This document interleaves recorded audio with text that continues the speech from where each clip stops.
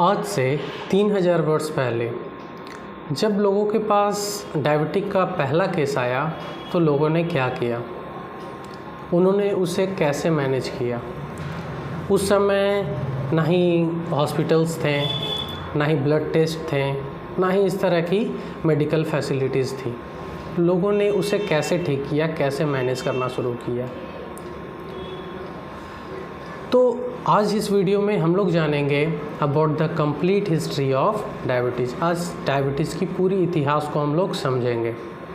नमस्कार दोस्तों, Galaxy gastro and neurotherapy centre में आपका स्वागत है। मैं अभिषेक, न्यूरोथेरेपिस्ट। किसी भी बीमारी को जानने से पहले उसका हिस्ट्री जानना हमारे लिए बहुत ही ज़रूरी होता है, क्योंकि हिस्ट्री जो है वो हमारे फ्यूचर को प्रेडिक्ट करता है। आज से 3000 वर्ष पहले लोगों का जो मेन कॉज ऑफ डेथ था, मतलब मेन रीज़न था डेथ का, वो दो ही चीज़ था। पहला था इन्फेक्शन और दूसरा था एक्सीडेंट। जब लोगों को इन्फेक्शन होता था तो पूरे गांव के गांव उजड़ जाते थे, और जब एक्सीडेंट का भी एक केस था, ये दो ही रीजन्स थे डेथ के। एक्सीडेंट में सब कह सकते हैं कि उस समय लोग जंगलों में रहते थे, उतना कोई ख़ास प्रोटेक्शन था नहीं, तो इस कारण से जानवरों का हमला होते रहता था, या फिर चोट लग गया। तो जो उस समय के जो वैद्य थे, जो फिजिशियंस थे, वो यही दो मोटिव पर काम करते थे, ये दो मेन रीजन्स पर काम करते थे। फिर अचानक उनके पास एक पेशेंट आया। अब उस पेशेंट का जो सिम्टम्स था वो बहुत ज़्यादा उसे प्यास लगती थी, बहुत बार बार उसे फ्रीक्वेंट यूरिनेशन आती थी, बहुत ज़्यादा भूख भी लगता था, और साथ में उसका बॉडी वेट भी धीरे धीरे बहुत ज़्यादा गिरने लगता था, और लास्ट में 1-1.5 मंथ के बाद उसकी मौत हो जाती थी। तो इस तरह के केसेस दिन पर दिन अलग अलग जगह पे अलग अलग फिजिशियंस के पास बढ़ने लगे। तो अब लोगों को इसे मैनेज करना था, या आखिर ये है क्या, लोग इसके बारे में जानते नहीं थे। तो सबसे पहले उन्होंने सोचा कि अगर ये कोई बीमारी है तो इसका कोई ना कोई नाम होना चाहिए, कोई नामकरण होना चाहिए। तो उन्होंने इस बीमारी का नाम डायबिटीज़ रखा। एक्चुअली डायबिटीज़ जो वर्ड है वो रिलेट करता है द फ्लो ऑफ वाटर से। तो उस तरह से ईस्ट के लोगों ने इसका नाम डायबिटीज़ रखा, और इंडिया में भी इसका नाम प्रेमा रखा गया। और फिर रिसर्च होते गया। फिर जो उस समय के फिजिशियन थे, फिजिशियन के जो एक असिस्टेंट था, उन्होंने एक चीज़ नोटिस की कि जो पेशेंट यूरिन कर रहे हैं, यूरिनेशन के जगह पर बहुत सारे चींटियाँ आ जा रही थी।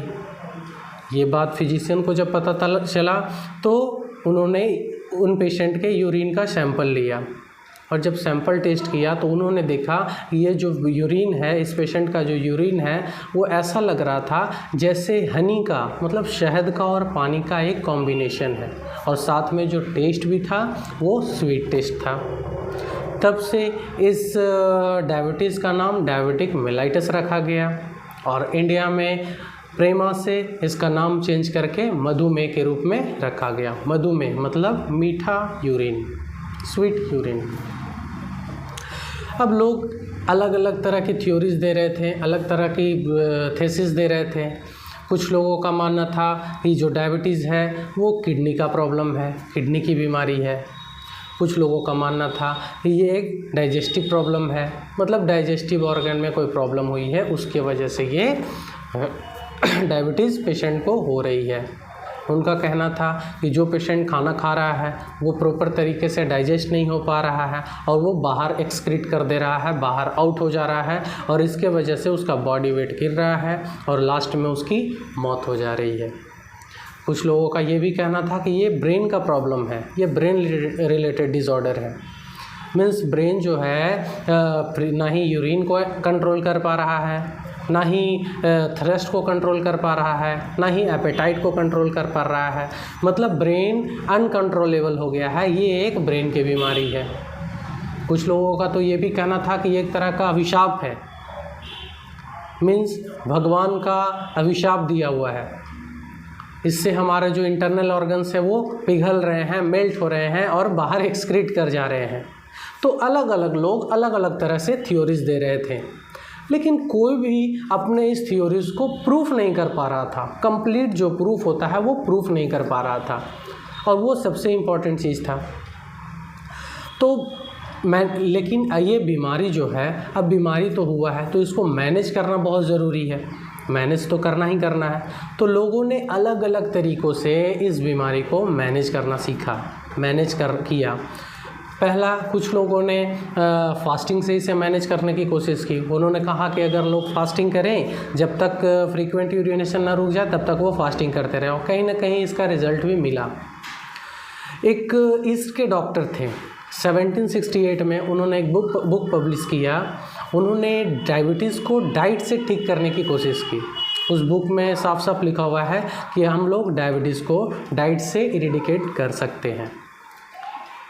उन्होंने पेशेंट को सिर्फ मीट खाने के लिए प्रेफर किया कि अगर कोई पेशेंट सिर्फ नॉनवेज ले, सिर्फ मीट ले, तो वो डायबिटीज़ से निजात पा सकता है, वो डायबिटीज़ ठीक कर सकता है, डायबिटीज़ ठीक हो सकती है उससे। पर कुछ लोगों ने बताया कि अगर पेशेंट सिर्फ वेजिटेबल्स पे रहे तो भी डायबिटीज़ ठीक हो सकता है। किसी ने कहा अगर पेशेंट फ्रूट्स पे रहे, सिर्फ फ्रूट्स पे रहे तो भी वो ठीक हो सकता है। तो अलग अलग तरह के थेसिस लोग दे रहे थे, अलग अलग तरह से मैनेजमेंट कर रहे थे। देखिए, मैनेजमेंट का मतलब क्या? मैनेजमेंट, अगर कोई डॉक्टर किसी भी बीमारी के बारे में नहीं जानता है कि वो बीमारी है क्या, उसको हम कैसे ठीक करें, उसके बारे में अगर कंप्लीट उसे नॉलेज नहीं है, तो एक ही फंडामेंटल कॉन्सेप्ट हो जाता है, that is symptomatic treatment. Patient में कौन सा सिम्टम्स दिख रहा है, उस सिम्टम के अकॉर्डिंग उसका ट्रीटमेंट होना चाहिए। आज भी यही हो रहा है।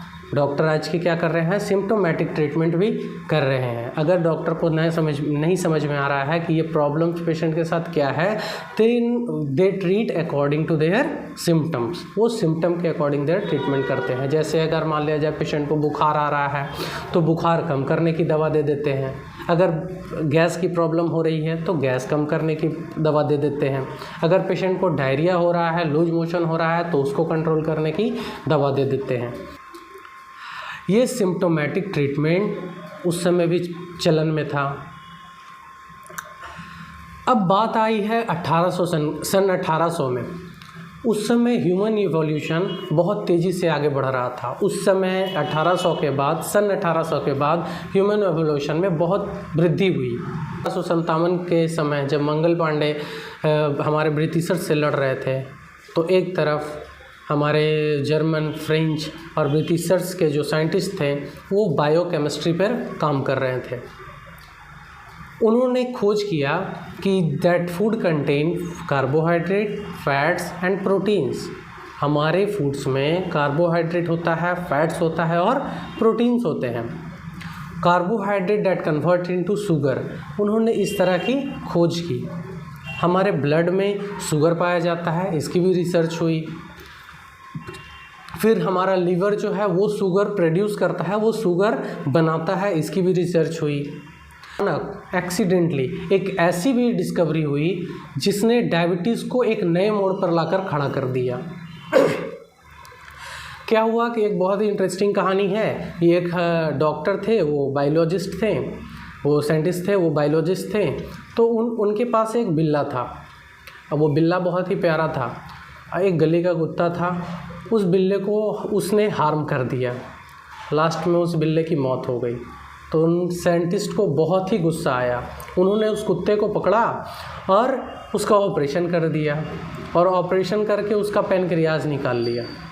अब पैनक्रियाज ही क्यों निकाला, इसका तो एविडेंस मेरे पास भी नहीं है, पर उन्होंने उसका पैनक्रियाज निकाल लिया। तो कुछ समय के बाद उन्होंने देखा कि उस कुत्ते में सेम डायबिटिक का सिम्टम्स दिखने लगा। उसे भूख बहुत तेज़ लगने लगी, उसका वेट लॉस होने लगा, बार बार फ्रीक्वेंट यूरिनेशन आ रहा था। तो उन्होंने इस चीज़ को ऑब्ज़र्व किया, और इसको, वो तो एक्चुअली में डायबिटीज़ पर रिसर्च कर नहीं रहे थे, तो उन्होंने अपने जर्नल में उसे वो पब्लिश कर दिया, उसे छापा और उसे पब्लिश कर दिया। एक तरफ जो दूसरे साइंटिस्ट थे वो डायबिटीज़ पर रिसर्च कर रहे थे, वो लाइब्रेरी में इस तरह के लिटरेचर को खोज रहे थे कि कुछ उससे रिलेटेड उनको कुछ इन्फॉर्मेशन मिले। तो अचानक उन्हें ये जर्नल मिला अब ये जनरल पढ़ने के बाद वो बिल्कुल भौचक्के रह गए जब उन्होंने देखा कि क्योंकि उसमें लिखा हुआ था कि पैनक्रियाज को बाहर निकालने से जो डॉग है वो डायबिटिक हो गया था, क्योंकि उस समय जो पैनक्रियाज था वो पैनक्रियाज को बहुत ही इम्पॉर्टेंट ऑर्गन नहीं माना जाता था।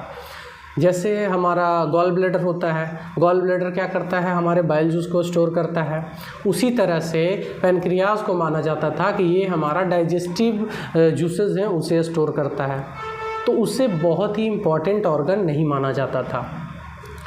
तो उन्होंने इस एक्सपेरिमेंट को रिपीट करने की कोशिश की और उन्होंने ये किया। उन्होंने एक कुत्ते को लाया और उसका पैनक्रियाज निकाल लिया, ऑपरेट करके उसका पैनक्रियाज निकाल दिया। उन्होंने देखा कि ये एक्चुअल में वो जो थेसिस था, वो थ्योरी था, बिल्कुल सही था। उस डॉग को वो सारे सिम्टम दिखने लगे जो एक डायबिटिक पेशेंट में होता है। उसे भूख भी लगने लगी, बहुत ज़्यादा प्यास भी लगने लगी और साथ साथ में उसे फ्रीक्वेंट यूरिनेशन आने लगे एंड लास्ट उसकी मौत हो गई। तब उन्होंने इस एक्सपेरिमेंट को एक बार फिर से अप्लाई किया। तो उन्होंने 2 कुत्ते को इस एक्सपेरिमेंट में इन्वॉल्व किया। एक कुत्ते का जो है पैनक्रियाज निकाल कर उसे डायबिटिक बना दिया और दूसरे कुत्ते का पैनक्रियाज निकाल के उसका जो पैनक्रेटिक जूस है उन्होंने इंजेक्ट किया पहले डॉग में, और इससे उन्हें रिज़ल्ट देखने को मिला कि वो जो डॉग था वो पहले से बेटर हो चुका था। तब डॉक्टर जो साइंटिस्ट थे उन्हें ये चीज़ मालूम चला, ये पता चला कि उस कुत्ते पैनक्रियाज कुछ न कुछ ऐसा केमिकल्स बना रहा है जो डायबिटीज़ को कंट्रोल कर सकता है।